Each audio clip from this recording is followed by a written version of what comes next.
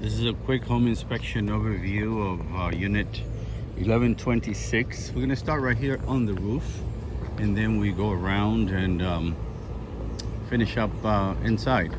So we're going to start right here. The power line is about less than 2 feet off the roof, from the roof. It has to be at least 3 feet, 36 inches.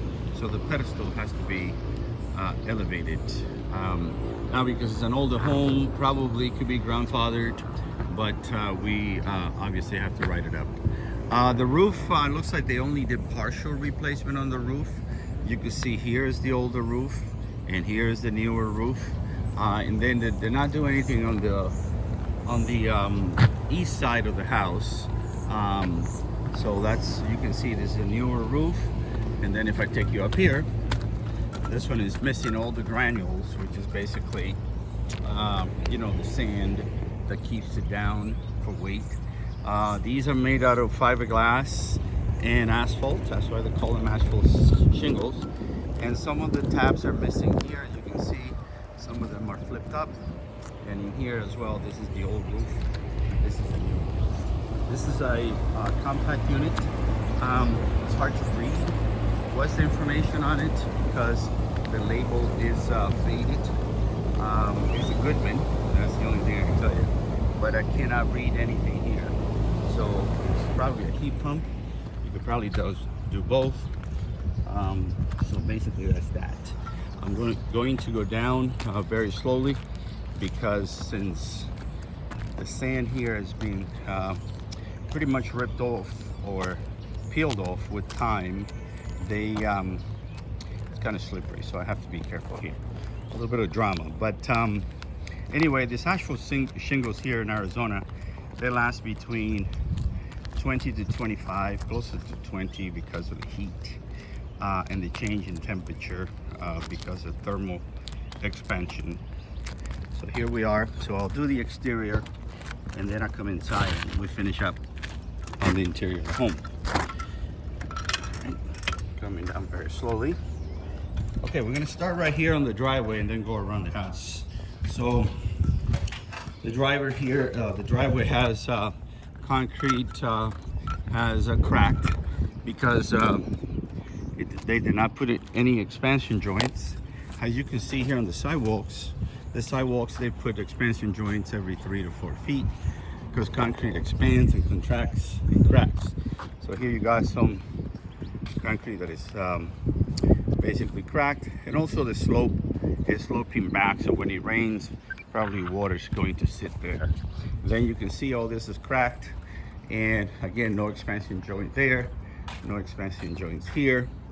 And how do you fix that? Well, you could fix it with an epoxy, or you could actually cut grooves into it. It's not that it's stable, just that it's cracked. Here is a trip hazard. This could be shaved off or elevated. Again, more cracked. This is the walkway here, cracked here as well. This planter here is kind of loose, and it could be a trip hazard if anybody steps on it. Also, should not be in contact with the house because of termites. So we will bring termites. So far, no evidence of termites, but we continue. Here is the gas meter and the gas shut off. And here is this is probably for a maybe it had a storm cooler at one time, but it's not being used. They tee it off over here from the main line for the irrigation system. It needs to have a vacuum breaker here for anti siphon. This also needs to have an anti-siphon valve, and this valve is recommended to be a ball valve, in other words, with a handle.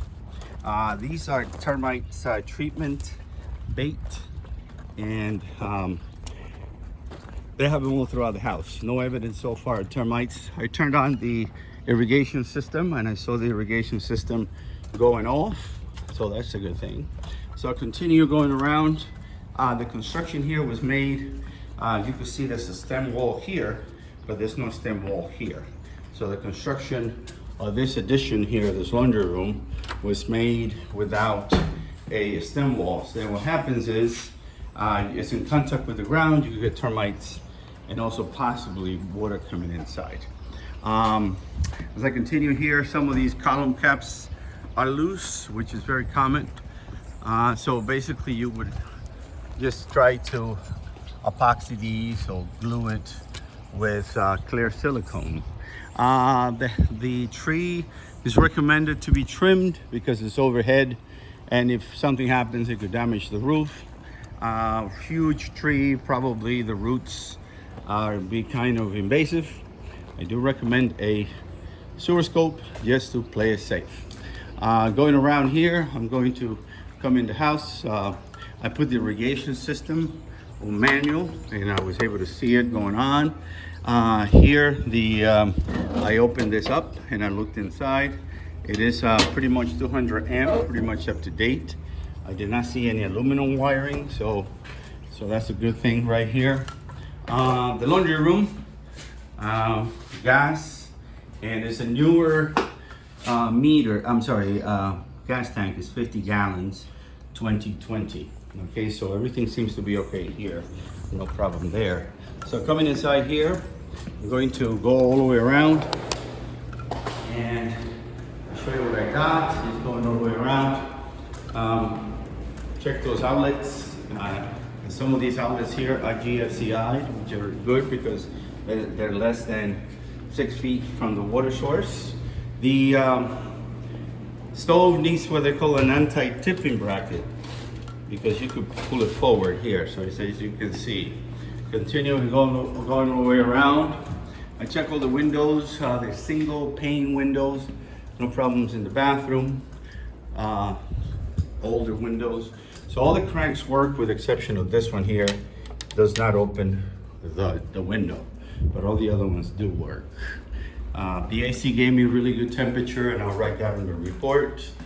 Like 46 and 64 around there, so it's a good thing, good temperature. So again, these cranks, they all work with exception of that one in the back. Going all the way inside here, not much really to report. It's in good shape inside.